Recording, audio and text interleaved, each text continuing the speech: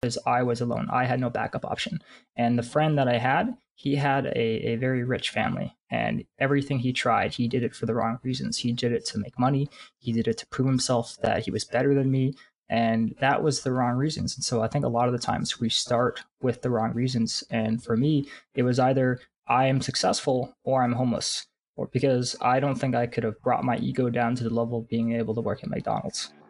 But in terms of what I was able to sacrifice.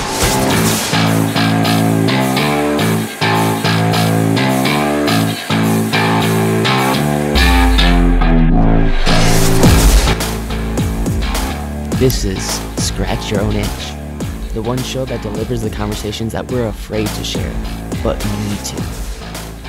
This show is all about creating a life worth living. I'm Logan Tyler Nelson, and I'm your host.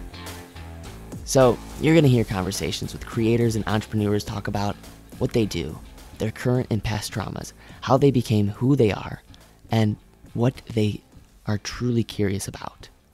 This is the show where we talk about the things we think about a lot, but need to talk about more. Please take note that this show is not a substitute for actually creating a life worth living, because this show will stir your beliefs, make you question what it means to create a life worth living. So my promise to you is to always give you one question to answer for yourself today, to start turning your dreams into a reality.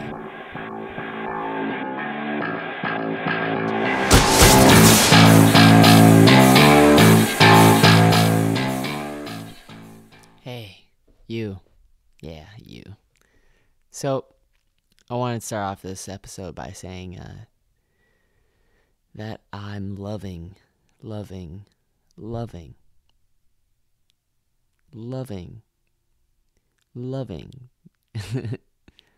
guess I could say loving one more time.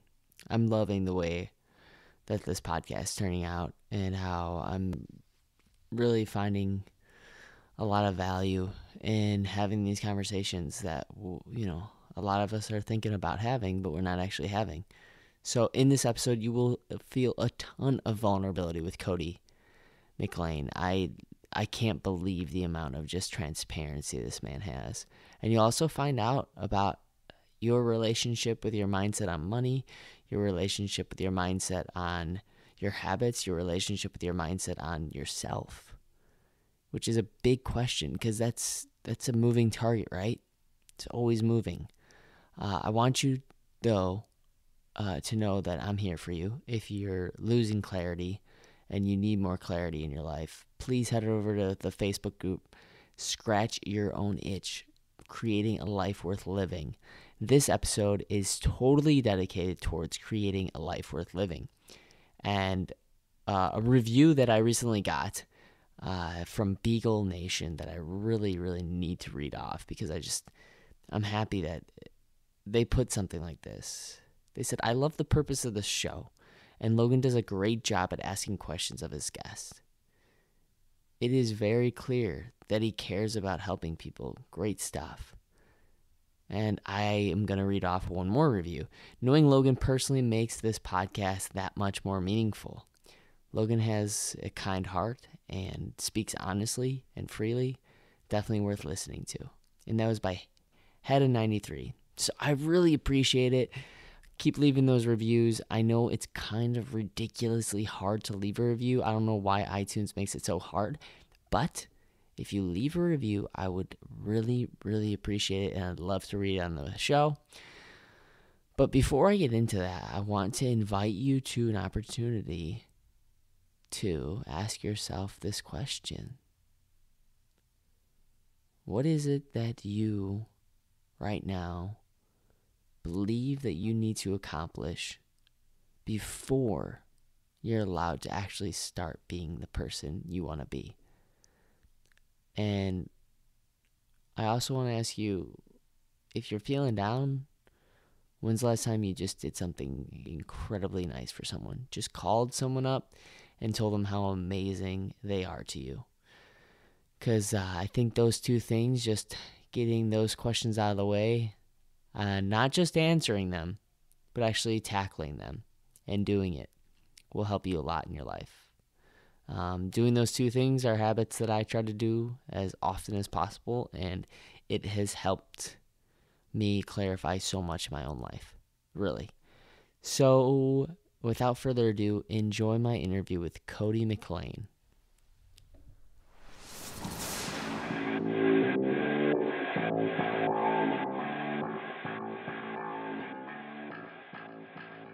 Hey, you. Yeah, just you. Have you ever wondered what it'd be like to lose everything? I don't know, your family, your dignity, what your definition of love is, and then be on your own and try to make a dent in the world, only to find out that maybe this dent that you created wasn't the type of dent that you wanted to make. As the story of Phoenix goes, there's birth, life, death, and then rebirth. My guest today is Cody McLain. Cody is a serial entrepreneur. He's in his late 20s and he has already sold multiple businesses. At the age of 15, he started a web hosting company and grew it up to $600,000. Unfortunately, he partnered with an individual involved in penny stocks who defrauded Cody in his business, and he lost it all. Cody then started another venture, grew it, sold it, and had an entire period of reflection where he was trying to figure out what it means to live a life of happiness. Who did he want to be now? He was searching for his why, and went on to start multiple other ventures, including his current company, SupportNinja, that has over 200 employees and $4 million in revenue. So that's how the story goes. But during this episode, you're going to find out much more about Cody and also the way he views the way he wants to make a dent in the world. And so without further ado, I want to introduce you to my guest today, Cody McLain. Hey, Cody, man, how you doing? I'm doing well. Thank you for having me, Logan. Hey, thank you so much for agreeing to come on Scratch Your Own Itch. I really appreciate it. And I really love your new podcast that you're starting too. And I want to talk about that later in the episode for sure. Okay, sounds good. First thing I want to do, though, is just do some quick icebreaker questions just to get that out of the way and find out more about you during these questions, okay? Okay, shoot. All right. The first thing I'd like to ask you is there any mentors or maybe teachers that you had that you think kind of created the person that you've come today? I've never been a people person. I have always really been a loner in many respects. I've considered myself to be a super introvert. And I absolutely hated school. And I'm also a high school dropout because both my parents died before I turned 18. And so I was actually partly in foster care while running my business. And it was only because I moved to homeschool that I was actually even able to escape the system. And I've always had this fear of people. I've had a lot of insecurities growing up. But from a mentor advisor standpoint, I've always relied on books. I used to absolutely hate books. I told myself, I would never read books, and I just could never get myself to read it. I don't know how people can stand reading books. And over a period of time, I was able to get myself to establish that as a positive habit.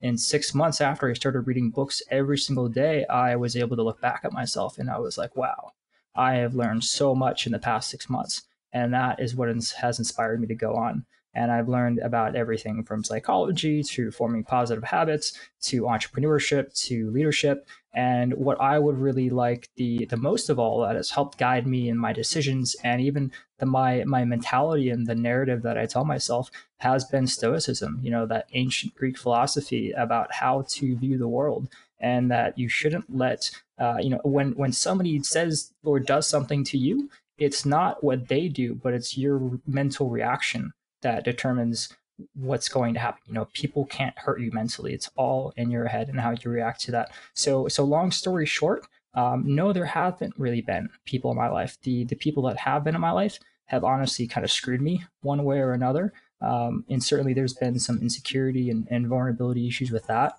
I'm happy to get into that as well. But overall, I have very much so relied on myself, following my intuition and reading a lot of books and listening to a lot of books. Wow. Wow. Yeah. That's you're very you're not alone in that, but it's very interesting how you've just taken it upon yourself, because I think that, it's the story of Batman. He could have either lost his parents and turned it into a complete negative and just done nothing, but actually turned it into a very much of a positive for himself, and actually use that loss as only motivation, or I guess the word's not motivation, but extreme force, and to be a force to be reckoned with, to keep going. And so, thank you for just choosing that path instead. Well, I would even say extreme deprivation. As I know, when I was growing my business in high school, I was inspired because it wasn't me who started that business. It was actually my friend, and he wanted to get money, and he was rich. I was poor, but his mom grounded him, and he was bipolar, ADHD, and he decided, let's start a hosting business together. And I went along with it, but a week later, our partnership fell apart. But it was something that I found that I grappled to. I was able to cling on to this idea of starting this business. And I forgot where I was going with that. So I'm going to let you get to the next question, Logan, and we'll pick that up at some point again. You're My also not mind, alone in that. my mind is like I describe my mind like a tree where, you ask me one question and it sort of goes off down the rabbit hole and I go from one branch to another branch, but sometimes I forget the objective of where I was going to. It's because I'm trying to think a million miles ahead. Yes, dude, just trust me, you're not alone in that, my friend. I do the same thing, but I'd love to ask you, because I just think it's such an important question, is what's the biggest sacrifice you've had to take to make the purpose that you want to come true? The biggest sacrifice. Well, if I were to even return to my previous point, I had no other option to be successful, to push myself and try and make money because I was alone. I had no backup option. And the friend that I had, he had a very rich family, and everything he tried, he did it for the wrong reasons. He did it to make money, he did it to prove himself that he was better than me, and that was the wrong reasons. And so I think a lot of the times we start with the wrong reasons. And for me, it was either I am successful or I'm homeless, or because I don't think I could have brought my ego down to the level of being able to work at McDonald's. But in terms of what I was able to sacrifice, I don't know. I think I've had to sacrifice a lot, but not willingly. My pretty much my entire family died before I turned 18. Having to live out of foster care, but I think the one of the biggest sacrifices is not taking advantage of other people and being able to always have a heart and a level of forgiveness. That even though that $600,000 company, that wasn't the only company I've been screwed out of. I had another company that was over $4 million, pretty close to where I'm at now with this one, and I got screwed over with that one too. But they lost out at the same time. So it's not just been once; it's been multiple times. But to be able to forgive that person and not hold a level of hatred and resentment towards them. I think that's been a huge growth point for me because you're not allowing yourself to just like revel over this person or what they did to you. You're able to recognize what they did, and you don't necessarily even have to close them off entirely. I like to use the term you forgive, but you never forget. And I kind of use that as a strategy for going forward. And just dealing with people in life and not holding grudges. So I think that's a very difficult thing that I've had to get over of even when I'm literally suing somebody in my head or even in my emails, I'm telling them, I forgive you. I don't want to do this and I don't want us to have this dispute legally, but I forgive you. And then, they'll respond with all the curse words, just kind of expect what you would expect an angry person to tell you. So to remain stoic in the face of fear and anxiety and hatred. I think that's been, I don't know if that's a sacrifice, but that's been a huge help. No, it's very much a huge sacrifice. And I love how you actually approach that with the stoicism. It sounds to me like it's more of a need rather than a want. Like if you function the other way,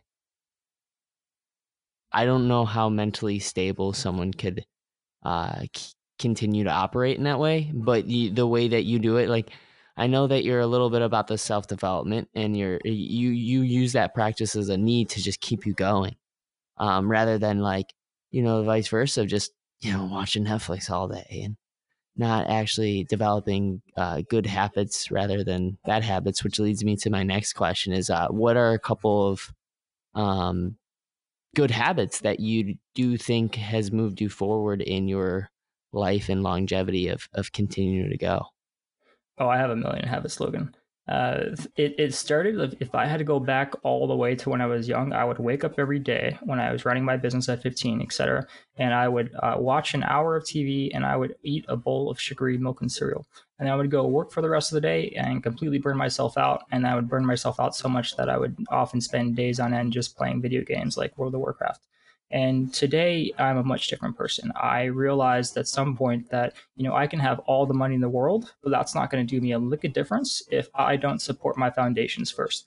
And too often we're aspiring to be somewhere else without looking at where we're going right now. And I started reading books, right? And I started acquiring all this knowledge. And that led me to what I call my keystone habits, where every day I wake up, I either go to the gym, I do strength training, or I go to run 4 miles, and then I'll go and meditate, practice Zazen meditation for 20 minutes, and I'll read a book for 30 minutes in my massage chair, which is very, very relaxing. And then I will go into my bed, actually, on my laptop, and then I will watch a course on Lynda or Udemy, which is about 15 minutes. So I do typically one chapter, and then I'll do writing for about 25 to 30 minutes. I've tried aiming for a word count, but I've just found myself unable to do that. And then I also have a habit of doing a Duolingo session. Right now, I'm trying to learn Vietnamese. And I've also used apps like Beeminder, which I was recommended to by a great book called The Motivation Hacker. But it's been a huge journey to get to where I am now. I know everything I just said. You're probably telling yourself, there is no way I could do that. And believe me, I once told myself that too. And it all comes back to you are who you think you are, and the narrative that you tell yourself of what is possible. And I once told myself, I'm never going to read, I'm never going to meditate, I'm never going to write, because I absolutely hate to do all of those things. And in some ways, I still do. But I'm able to progress myself. And it's sort of like once you get positive feedback, they show that's called the feedback loop, right? And they've shown it's even when you do drugs. The drugs that are the most addictive are the ones that reach your brain the quickest. And much like when we're doing a positive habit, the quicker you can get that reinforcement, that feedback, the more you're going to improve and see the meaning behind what you do. And I've dropped a lot of habits that I haven't found meaningful, but I've been able to keep the ones that I do find meaningful, that do help me grow on a personal level. So kind of long story short, my keystone habits I do every day are my main ones, and I don't skip them. Sometimes I do, but you know what? I forgive myself, because self-acceptance has been a huge part of being able to fulfill myself in these habits. Yes, yes, yes. I think it all boils down. Every single amazing book that I've ever read, the one that I'm currently trying to push out there, is the overall theme is self-acceptance.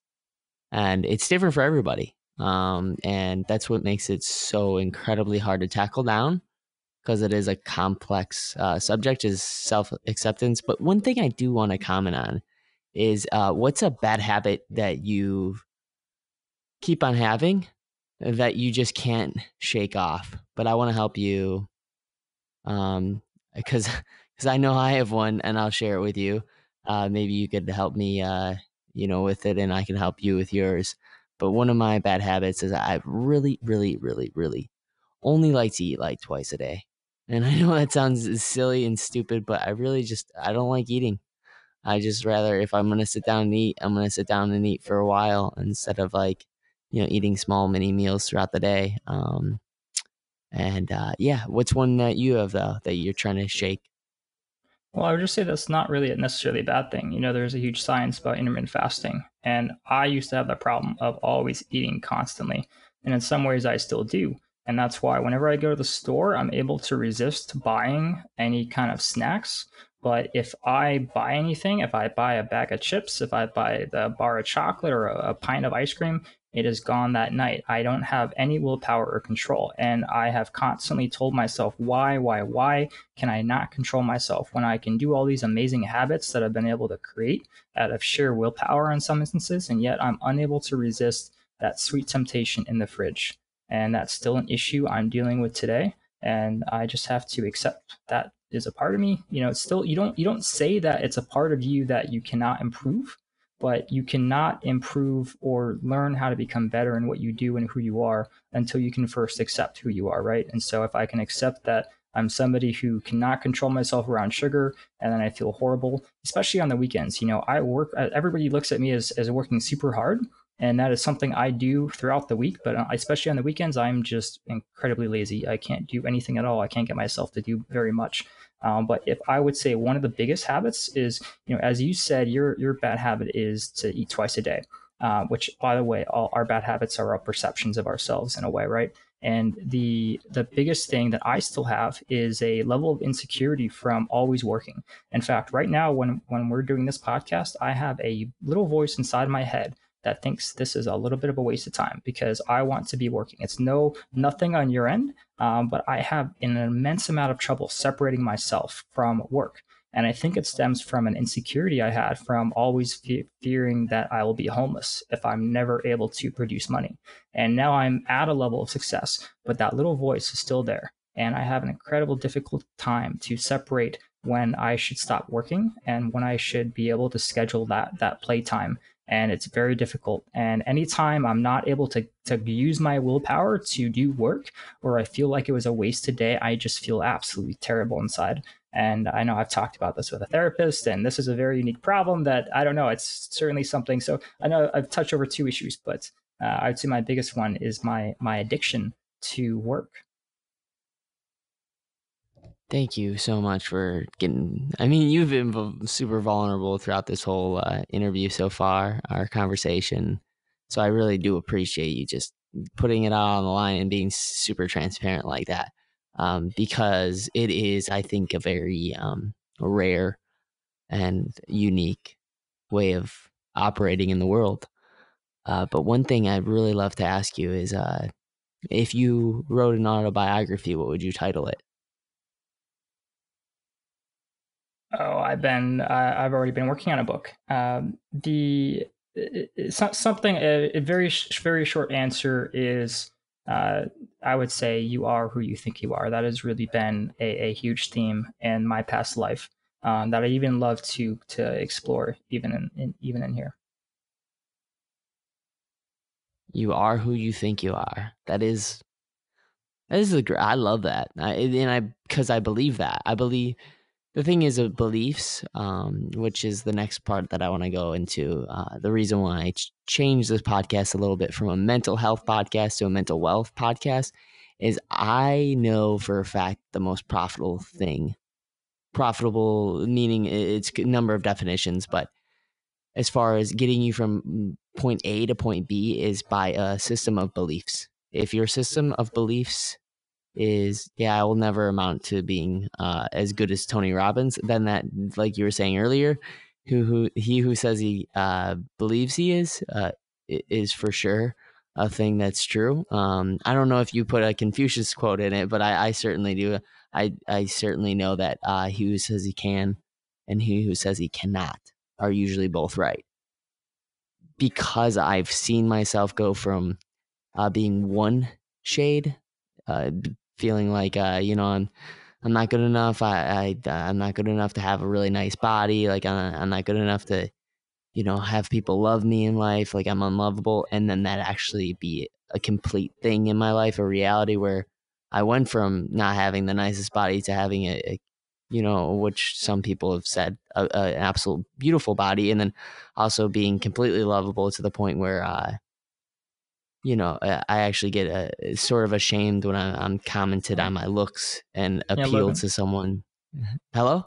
Yeah, Logan, I have to stop you right there because Yeah. one of the deepest insecurities I've ever had in my entire life is that I will have died without anybody ever knowing I had ever existed. That has been a deep rooted security and an anxiety that I've ever had. And it stemmed actually from when I was young. I was picked on, I was bullied. I thought I was stupid. I was an outcast. I hung out with the geeks in school, but they didn't accept me. They only made fun of me and they just felt pity for me, which is why they allowed me to sit at their lunch table. So everybody else in school thought I was smart, except I was in the lowest math class, which is actually the grade below. And so I would actually have to look in the corner in the hallway and go in the math class when nobody in my grade was looking. And I'd always have to bury my head whenever somebody from my actual grade came into the math class to deliver a note. I remember a time that somebody looked at me and they're like, Cody, why were you in this class? And I had this battle of my identity of who I was and never being accepted and always feeling like this outcast. And in fact, it even kind of climaxed one time. I went away from homeschool. I went to do homeschooling because I thought I didn't want to go to school anymore. And I was away for about 6 months, but then I started to get lonely. So I got rid of my glasses. I put my contacts on and I decided to go back to school. But I had this mentality that, you know what, everybody's kind of forgotten about me for 6 months. I'm going to go and I'm going to be a person that everybody likes. Everybody's going to like me because I'm going to be cool with everybody, the jocks, everybody. It doesn't matter. And I went in with that attitude, but everybody still remembered the old me, the person that was an outcast that didn't fit in. And it sort of climaxed one time at the lunch table when I was sitting with my one friend, and he sat down this table kind of full of other outcasts, but they're kind of like the cool kids that nobody screws with because they are just like they would beat you up. And I sat down, and this one girl, like, she just did not like me, so she got up, and I said, whatever, and I used the B word. And then she got in my face and she said, tell me, say that one more time. And, in the moment, I wasn't trying to be like cruel to her. I wasn't trying to just say that because I disliked her. It was a comment that I said out of the ego of trying to be accepted. What would other kids say if somebody else got up? Like, oh, whatever, I don't care, right? And the whole lunchroom got incredibly quiet. And she threatened to say for me to say that one more time, or she would punch me in the face. And of course, I didn't. I just said I'm sorry. But that was my kind of story of trying to fit in with everybody and realizing that, you know what, you can never have everybody accept you. And I went through this huge transition after I dropped out of high school, actually, where I was alone. I was depressed. I had no friends. I thought nobody would ever like me. I mean, I'm so weird and awkward. How could anybody even befriend me? And I realized I went through this, I had this negative mindset, right? I had this narrative. I was telling myself that I'm stupid. I'm never going to be successful. I have this business, but it's not really going to be as successful as these other people who have way more successful businesses than I do. And I started reading Forbes and Inc. and these online magazines. And then that's what led me to start reading books, which started to introduce me to positive psychology, to healthy habits, to what's the right foods to eat. And I started to have this mental transition. And at some point, actually earlier this year, I wrote a small ebook that I'm trying to figure out how to release, where I realized actually that I had this transition where I realized that I was, all of a sudden, I had more of a positive mindset. I accepted who I was. Later, actually going to therapy, I found out that I also had Asperger's. And that was a huge thing I had to accept. Which is a form of mild autism. And it was incredible when I realized that I was younger and I told myself all these things I couldn't do. And one of the perfect examples actually is when I was running my business, I would kind of in between as a break, I would play video games. And one of the games I absolutely loved to play was Microsoft Flight Simulator. And in that game, I would fly the 737s and 747s. But in the back of my head, I told myself, you know what, I can never be a pilot.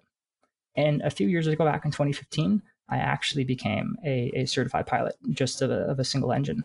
It was something. It was not an easy process to go through, but I actually proved to myself when I actually got my license of wow, I told myself that I could not do this when I was younger. I wonder what else is possible.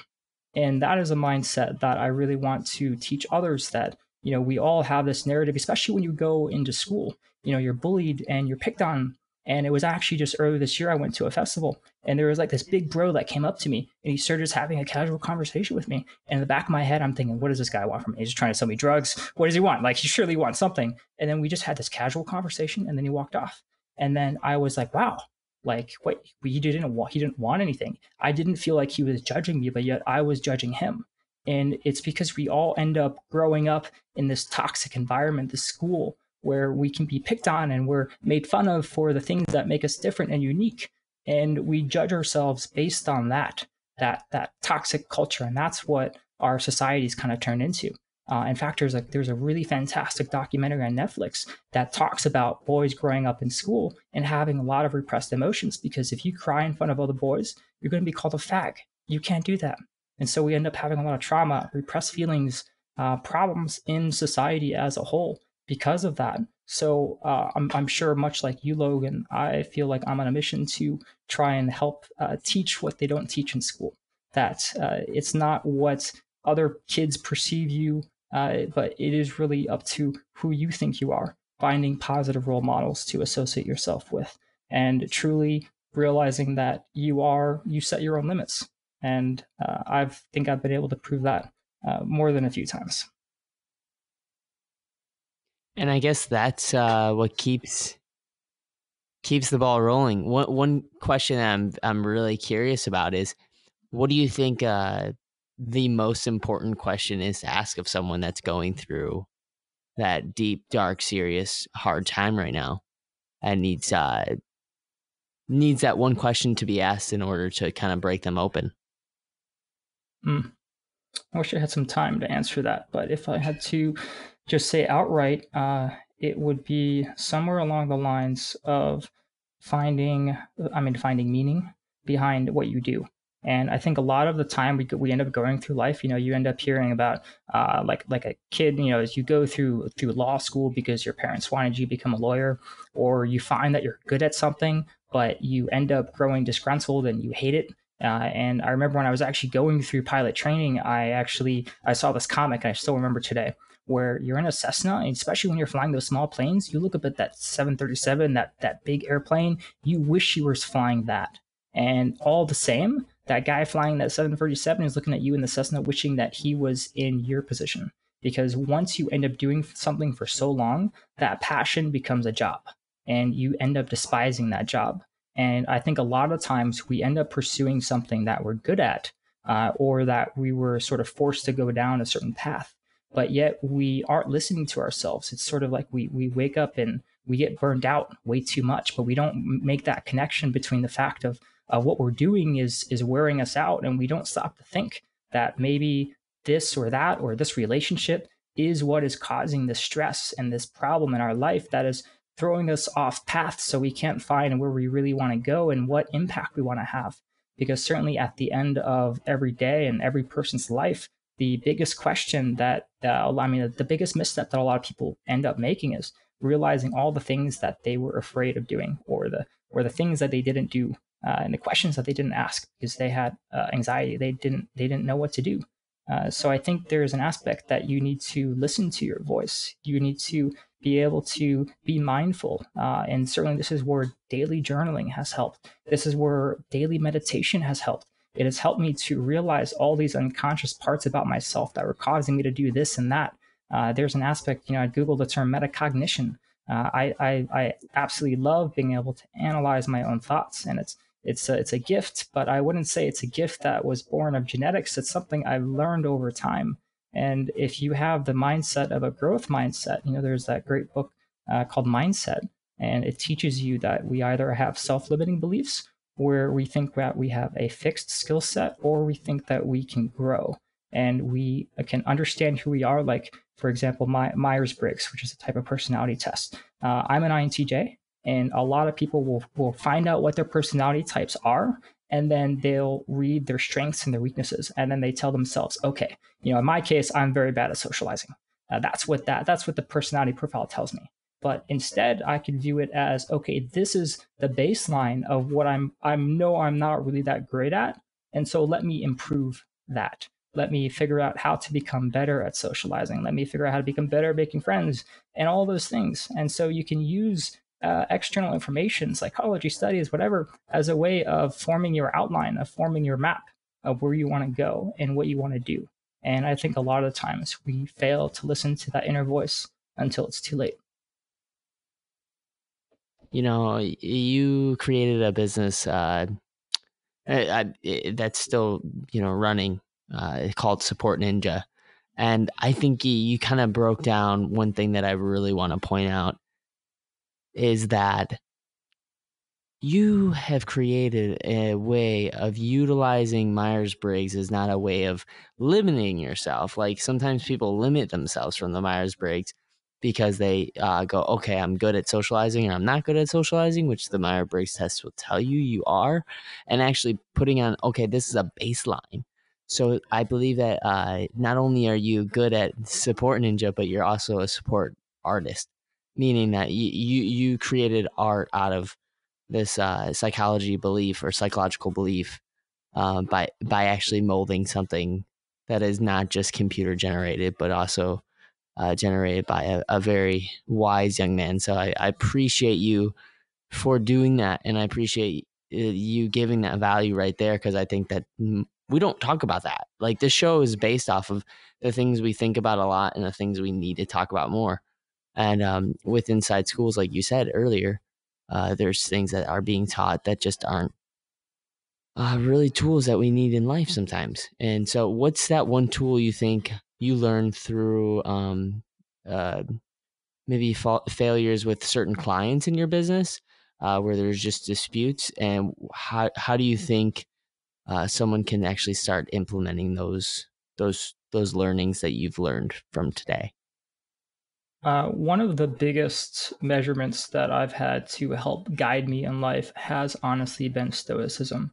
When I first came upon it, it was from Ryan Holiday's book. He had the book, his book was The Obstacle is the Way. And that really introduced me to the concept. And I started reading about meditations by Marcus Aurelius, and you have Epictetus, Seneca, and they all have different variations of stoicism. But the ideal self is to not get so wrapped up in what's happening and what could happen. If you get cancer, imagine if you get cancer today. And then, there's so many stories of people who immediately accelerate everything that they want to do in life and they get it done now. And what's to stop you from doing that? And it's simply because we think that we have so much time left that we can afford to watch TV. We can afford to waste this time doing this and that. And we don't really stop to accept that we're part of nature. And I don't want to get all hippie washy here, but the stoicism has been very helpful for me as a guiding light and not getting emotionally distraught. Because I've been screwed over a lot of times. I honestly want to write a book about all the times I've been screwed over because I trusted business partners way too much. And that's probably a part of my Asperger's where I would say, it's very hard for me it was very hard, I would say, that to figure out a person, is I could never understand their true motivations. And I would end up partnering with a business partner that I thought they really liked me. And I thought, like, my first business partner, like, oh, he's kind of like a father figure to me. My second one was kind of like a brother to me, and all those different things. And I would tell them everything that was going through my head. And that allowed them to manipulate me, that allowed them to control the company, that allowed them to steal from me. And I never saw any of that was going on. And then I started to learn about NLP, which is from Tony Robbins. I started to learn about socializing. I started to learn about body language. I read more about psychology. I wrote actually a blog post on my website, codymclain.com. And I forgot the actual URL, but I talked about how I was actually screwed over. And then I talked about the drama triangle and the psychology that Cartman triangle actually is a very interesting aspect. But going on a bit of a tangent, of course, I do that sometimes. But the stoicism has been helpful. And what I would say is that there's so many times I've gotten emotional and you just get angry and upset. And that causes you to do those things that you don't want to do, right? Or that you regret doing later on.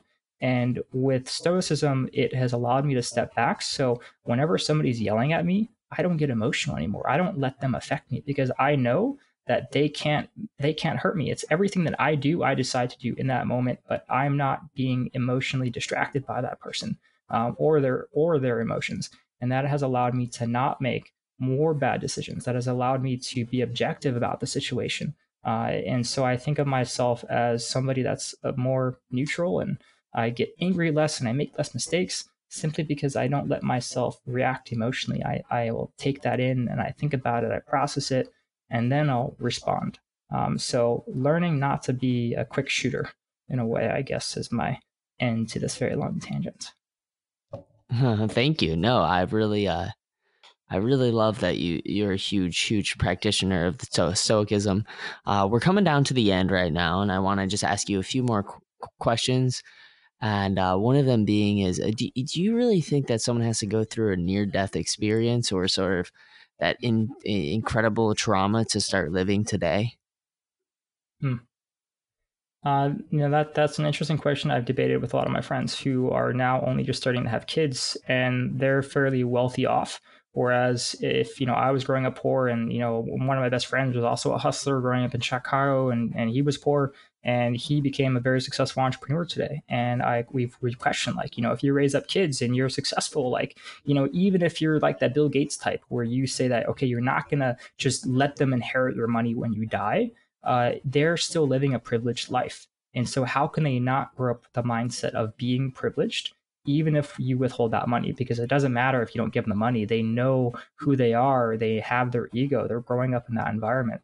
And I think at most, what you can do is you can't be that evil parent that is going to hit your child or say that you must do this because you do that. And that is where you end up having resentment. You grow up, you end up hating that activity. If your mom forced you to go to piano recital as a kid and you absolutely hated it, I guarantee you're probably not playing piano today. But if your mom saw that you had an interest in piano and said, "Hey, do you want to go try this?" And maybe she made you to go to a few lessons, but after a while you said, "No, I still don't like it." And she didn't force you to go back into it. Then maybe in 10 years later you grew up and you realize, like, you know what, I like to play piano. Let me buy a piano. And then you start playing it again. And in some ways, that was me when I wanted to become a pilot. I wanted to become a photographer. All these things I didn't really have the chance to. But you can't force it. You can't force it upon yourself. You can't force it upon other people. And one of the gravest examples I could give was my mom was an alcoholic, and that's partially why she died. And she was addicted to alcohol, and every single day she would basically down a bottle of vodka. And sometimes I would get so upset at her. I would run upstairs, and the smoke-filled room is dirty and trashy. And I would take all her vodka and I would run downstairs. I would pour it in the sink, and then she'd run after me, even when she was in a diaper, because she couldn't control her bowels. Her body was shutting down. I was so resentful. I was so hateful. And my grandfather actually tried to get her to go to rehab, and so he actually got a judge to tell her to go to alcohol rehab. But she ended up getting back and drinking again. And there was a moment when I realized that you really can't help a person who doesn't want to be helped. And the same is true. You can't force something upon somebody else. At most, you can only help them to make that decision on their own. You can only inform them. You can only guide them. And the one thing that I remember is, despite my mother's addiction to alcohol, is that she truly and deeply loved us. She couldn't take care of us, so my sister and I, we kind of had to take care of ourselves. But I remember the love that she had. That's what I remember. And so, if you're raising a child, if you're growing up, you can't force yourself to do anything. It's very difficult to do that. And if you're trying to get yourself to form a new positive habit, you can't just look at yourself in the mirror and say, "I'm fat and let me try this new diet drug," and then you give up.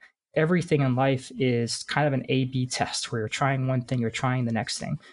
Purpose is not to give up, but the biggest thing I found, besides doing daily meditation and a weekly journaling session, is to always be in connection with your why, that deeper intuition, that gut feeling. And too often we don't pay attention to how something made us feel, or whether we really like to go do something. It's sort of like there's a time when we want to go, and we end up committing to something, but then you have this deep rooted feeling of, like, you don't want to go meet that person that you agreed to go meet up with, but you go do it anyway because you're kind of pre-committed to it. And sometimes that's good, but sometimes that's bad. And sometimes we fail to listen to that inner critic, the inner voice that tells us what we do want to do and what we don't want to do. So to wrap all that up, you have to guide people. You can't force yourself upon somebody else. And at most, you can try and find your meaning behind everything that you do. Because if you can find that meaning behind the things that you do, then that's what's going to drive your passion. That's what's going to drive that ambition and that success. And it's going to just kind of spiral up from there. Wow. Yeah. Excellent. way of looking at things. And I don't want to say it's advice that someone needs to adopt right away, but it's definitely a perception that someone could look through that it would be incredibly valuable for them. I do want to ask you though, real quick, if you could be just one person for a month, who would it be and why? Ah, I've stopped associating myself with people, but if there's one person, I would have to say it wouldn't be because I want to be that person. Well, actually, no. Okay, I'm going to give you two answers. Actually, the first answer is I'm going to say Tim Ferriss. It's because I've always wanted to be Tim Ferriss, and the problem though is that we end up putting these people that we know on a pedestal, and we compare all of their strengths so publicly to all of our internal weaknesses that we know so vividly, and we then compare ourselves. And then for the longest time, I was telling myself, I want to be Tim Ferriss. I want to have a book. I want to have a blog. I want to have an audience. I want to have a podcast. And I'm still going in that direction. But I realized I don't have to be Tim Ferriss. And what people really love is being vulnerable and being you. And the more that you can be you, the more people are going to like that. And there was a great essay by Paul Graham, who was one of the founders of Y Combinator, where he had a blog post called "Your 1,000 True Fans." And that's all you really need to have a brand, to have a business, is to have 1,000 people who truly love you and what you do. And I've recognized, from that story when I was in school, is that not everybody's going to like you. And that's okay. And that's a part of putting yourself out there, is that you can't do something that is going to be shared with other people without getting criticism. And so to be okay not being like that person that you idolize so much, that's okay. And so my first answer would be Tim Ferriss, because that is somebody I always would compare myself to. And I would always kind of ask, WWTF, what would Tim Ferriss do, in a way, right? And I've stopped doing that. I start to ask myself, what do I want to do? And my second answer would be Elon Musk. And I say that because there's a lot of people. And so I look at, say, Bill Gates and Elon Musk. There's a lot of people that are trying to do good in this world. And in the case of Bill Gates, he's trying to cure malaria, and he's trying to help a lot of organizations in the present. And what I appreciate about Elon Musk is that he's trying to help humanity for the future. He is trying to think of how to save humanity, how to allow us to be a multiplanetary species. He's doing everything that so many people in San Francisco and Silicon Valley are not. Because if you look back in the 1990s, there was so much ambition about everything in technology and code and everything in AI, and what it could possibly do. And what we end up doing with that intelligence? We end up creating Twitter. We end up creating Facebook. By the very definition, where a Facebook executive said not only a month ago that he thinks that it is a software that is actually detrimental to society as a whole.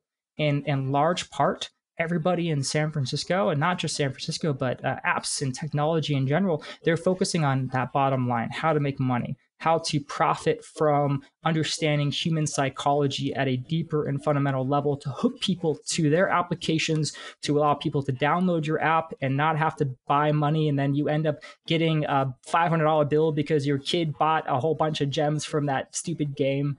And so we end up signing meaning to the wrong things.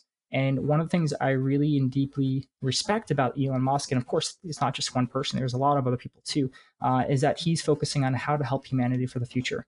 And if there's anything I've come to understand, is I want to try and have a positive impact now. That's what wakes me up. I love having a multi-million-dollar company, but it's not what makes me wake up every morning. It's the idea of, well, actually not even the idea of, when I've written a blog post, I'd have somebody tell me that something I wrote truly helped them. And that's what has inspired me to continue on my mission of writing, of wanting to have these discussions and actually talking about these deep personal issues that so many of us are afraid of talking about.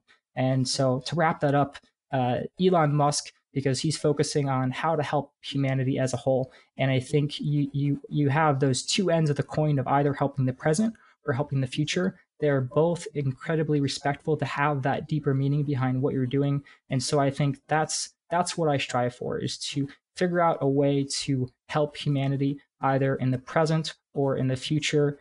Even though my name might be forgotten in the history books, that's okay, as long as I know I had an impact. Oh man, the incredible two people that you chose. I love that answer. Very huge fan of that. I really just need to ask you, one more question that I'm just super curious about, and then another one just about your podcast, so you can talk about that a little bit. But before we get to the podcast, I do want to ask you, what is something that you've been really deeply, deeply, deeply curious about, but you haven't actually like done anything with it? You've just mentally sort of exercised the idea, but you haven't actually taken any movement or direction towards actually having experience with that curiosity. Probably there's an aspect of how vulnerable do I want to be, right? I want to understand spirituality more. I used to think that was hippie bullshit. I'm not a religious person, but I think we all have, in some ways, a soul. We have a consciousness that science cannot define.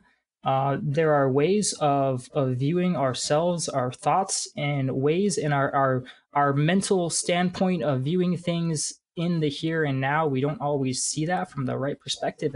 I'm going kind of a little abstract, I know, but there's aspects of understanding science, of understanding psychology, of body language. I look at NLP, which is this neuro-linguistic programming, and how these little conscious actions and things that we say can actually affect in the ways that we think and what we do.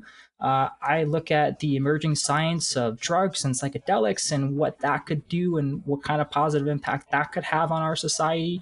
But there's so much I am always uncovering. So I'm sorry to kind of stonewall you a little bit, but that's kind of what I think off the top of my head. No, that's dude. Yeah, our stars align, my friend, because I'm the same way. I'm deeply, deeply curious about spirituality, and I called the church today just to try to see if I could get in that community, and I just have not been associated with a church in about 15 years. So I get it, man. I get the abstract, and also just kind of wanting to go for it, but at the same time going, I know too much, and sometimes you just gotta allow yourself to believe that ignorance is bliss, and so knowing too much can sometimes be hurtful. But just believing and having faith can really take you far. But anyways, I know you could probably comment on that. No, I want to. Okay. We really need to wrap up. I really just want to really quick talk about your podcast, because I believe in it, and I believe in it so much that I want you to just tell me what it's about. Okay, so I'll be launching a podcast very soon. It's called the Mind Hack Podcast. I had that domain so long ago, but I've never figured out what I wanted to do with it until now. And the podcast, as you might assume, is about dissecting our brain. It's about understanding our actions, our habits, our routines, the way that we think, the narrative that we all tell ourselves. That's incredibly important. We all have a narrative. We all have an ego. As Alan Watts once said, you can never separate yourself from your ego, but at most you can hope to be humble. And that's a quote that I remember very vividly, even though it's not paraphrased it, is that we all have these experiences, these life stories that we go through, positive and negative, these things that we tell ourselves, but then we later realize that it wasn't the case, and it was actually because of this or that, and we end up having these blimps of realizations where we realize that we were this person and we're now that person. And so in some cases, there's a lot of podcasts that understand or that try and look at like the specific business strategy behind somebody's success, but you've never heard of a depressed CEO becoming or growing a successful company, right? Is you truly have to find that happiness before you can achieve that greater ambition, that greater devotion to whatever you want to achieve in life, whether that's through minimalism and finding what are the right things to put your brain in and focus on and not distract yourself from. And so these are all topics, whether it's psychology, positive mindset, success, leadership, and just the general mindset that you should probably have by interviewing people of other successes, whether it's in business, creativity, writing, etc., and understanding what was their childhood experience, what were their bad habits, what were their bad experiences and good experiences that eventually led them to become the person that they are, establish the good habits, and most importantly, establish the mindset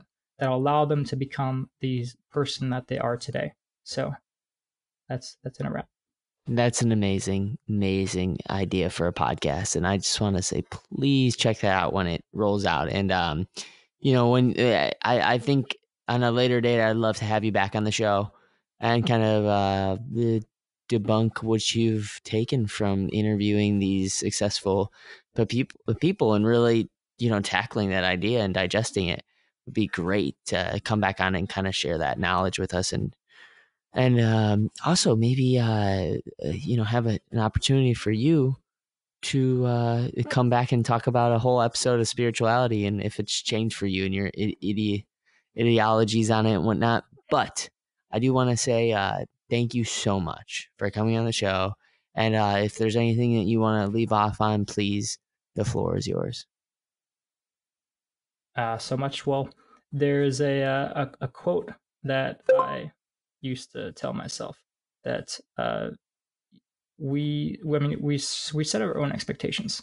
I forgot my quote, but I'm just going to end it by saying that again, remember, you are who you think you are. We all have the narrative that we tell ourselves. So tell yourself a positive narrative. Be happy with who you are. Be self-accepting, because accepting yourself is the first step to radical change and success in life. Yes, I agree with that so much. And if you feel like right now that one person right now is listening right now and you believe that you're having a hard time changing and you got to go through some deep trauma first to actually change, just take that quote that he just said, and I guarantee if you just Instagram it, Facebook about it, tweet about it, just putting it on the ethos will be a way for you to keep visiting that and put it out into the universe to actually listen to you, and you start listening to it. It's really odd how that works. So thank you again, though, Cody, so much for coming on and Scratch Your Own Itch. I really hope I can have you One back more on. thing. Yes, of One more course. thing. I saw my quote. The one thing I want to say is that your potential can far exceed your expectations. So that's that. Oh, yeah. And sometimes you can't even trust the mind to get there. You just gotta trust the body. Go forward with body. Movement is everything. As Cody has exemplified during this interview, that he once believed a certain very specific belief that turned out to be not true with, the pilot, and also not being anybody that has a lot of money. And he turned that around too. And he's done that time and time again. And that means that you right now are capable of doing the same thing. And it comes down to your limiting belief. So thanks again, Cody, man. I can't wait to keep talking to you. And I hope we stay connected, man. Yeah, sounds good. Thank you for having me, Logan. Absolutely.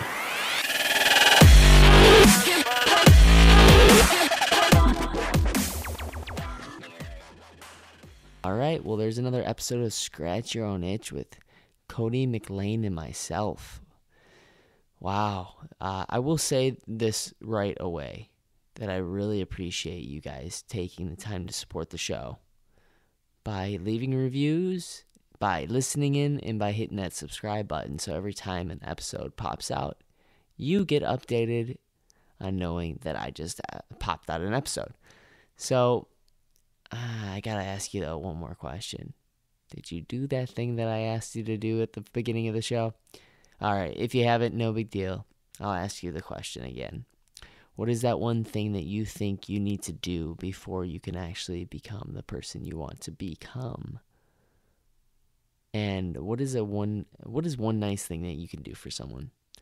And just taking action on that. And I know that it's going to be hard, and I get it. It's not easy to just call a friend and tell them how amazing they are to you, and how even if you haven't talked to them in forever, it's our relationships that we have with us that I think actually somehow rescue us from the trauma that is just going on in our heads constantly. This is all about mental wealth, to get stronger mentally.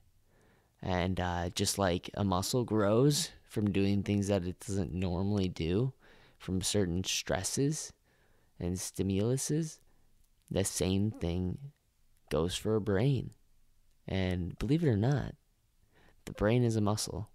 So Please let me know, though, what you think of the show by leaving a review. Also, get in contact with me. If you want to join the Facebook group, Scratch Your Own Itch, Creating a Life Worth Living, I will put that in the show notes. And I also invite you to just help yourself by telling your story. And if you're having a hard time telling your story, please email me, logan@logantylernelson.com. Again, that's logan@logantylernelson.com. Because the thing is, everyone has that thing inside of them that they believe isn't good enough, but I know for a fact that it is good enough. And I know for a fact it actually is a superpower that they just don't know that they're tapping into every day because, well, it's like, it's like growing. You don't see yourself grow by just staring in the mirror for 10 minutes. Growing is a thing that happens slowly. And I want to release you from that ideal that you're not growing. So, please reach out to me, and I want to help you find your zone of genius. I want to help you find the area in which you want to discover more about yourself. So, email me, logan@logantylernelson.com. And I would love to answer any questions you may have on storytelling or podcasting or blogs. So, without further ado, you matter and you're enough.